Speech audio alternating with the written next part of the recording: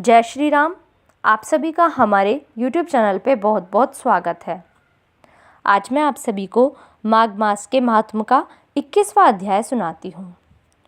लोमश जी कहने लगे कि पूर्व काल में अवंती देश में वीरसेन नाम का राजा था।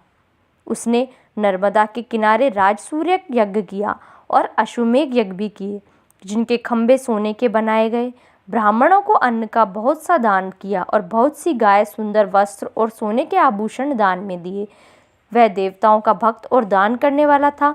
भद्रक नाम का एक ब्राह्मण, जो अत्यंत मूर्ख, कुलहीन, कृषि कार्य करने वाला, दुराचारी तथा अधर्मी था, वह भाई बंधुओं का त्यागा हुआ इधर उधर घूमता हुआ देव यात्रियों के साथ प्रयाग में आया और माघ में उनके साथ 3 दिन तक स्नान किया। वह 3 दिन में ही निष्पाप हो गया।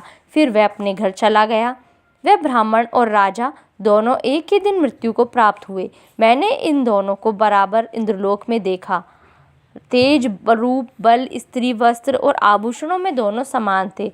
ऐसा देखकर उसके महात्म को क्या कहा जाए। राजसूर्य यज्ञ करने वाला स्वर्ग को सुख भोगकर फिर भी जन्म लेता है, परंतु संगम में स्नान करने वाला जन्म मरण से रहित हो जाता है। गंगा और यमुना के संगम की हवा के स्पर्श से ही बहुत से दुख नष्ट हो जाते हैं। अधिक क्या कहें, और किसी भी तीर्थ में किए गए पाप और माघ मास में प्रयाग में स्नान करने से नष्ट हो जाते हैं। मैं पिशाच मोचन नामक का एक पुराना इतिहास सुनाता हूँ।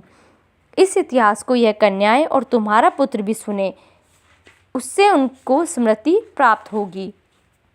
पुराने समय में देवद्युति नाम का बड़ा गंभीर और वेदों का पारंगत एक वैष्णव ब्राह्मण था। उसने पिशाच को निर्मुक्त किया था।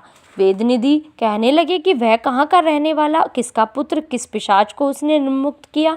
आप विस्तार पूर्वक यह सब कथा सुनाइए। लोमश ऋषि ने कहा, किल्पज्ञ से निकली हुई सुंदर सरस्वती के किनारे पर उसका स्थान था। जंगल के बीच में पुण्य जल वाली सरस्वती बहती थी।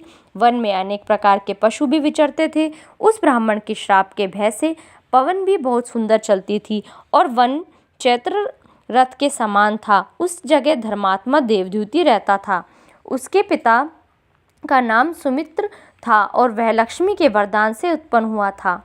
वह सदैव आत्मा को स्थिर रखता, गर्मी में अपने नेत्र सूर्य की तरफ रखता, वर्षा में खुली जगह पर तपस्या करता, हेमंत ऋतु में सारस्वत सरोवर में बैठता और त्रिकाल संध्या करता। जितेंद्रिय और सत्यवादी भी था। अपने आप गिरे हुए फल और पत्तियों का भोजन करता था। उसका शरीर सूखकर हड्डियों मात्र रह गई थी। इस प्रकार उसको तप करते हुए वहाँ पर 1000 वर्ष बीत गए। तप के प्रभाव से उसका शरीर अग्नि के समान प्रज्वलित था। विष्णु की प्रसन्नता से ही वह सब कर्म करता। दधीचि ऋषि के वरदान से ही वह श्रेष्ठ वैष्णव हुआ था। एक समय उस ब्राह्मण ने वैशाख महीने की एक एकादशी को हरि की पूजा कर उनकी सुंदर स्तुति तथा विनती करी। उसकी विनती सुनकर भगवान उसी समय गरुड़ पर चढ़कर उसके पास आए। चतुर्भुज, विशाल नेत्र, मेघ जैसा स्वरूप भगवान को स्पष्ट देखकर प्रसन्नता के मारे उसकी आंखों में आंसू भर आए और कृतकृत्य होकर उसने भगवान को प्रणाम किया। उसने अपने शरीर को भी याद न रखा और भगवान के ध्यान में लीन हो गया। तब भगवान ने कहा कि हे देवद्युति, मैं जानना चाहता हूँ कि तुम मेरे परम भक्त हो। मैं तुमसे अति प्रसन्न हूँ, तुम वर मांगो। इस प्रकार भगवान के वचन सुनकर प्रेम के मारे लड़खड़ाती हुई वाणी में कहने लगा कि हे देव, अपने माया से शरीर धारण करने वाले, आपका दर्शन देवताओं को भी दुर्लभ है।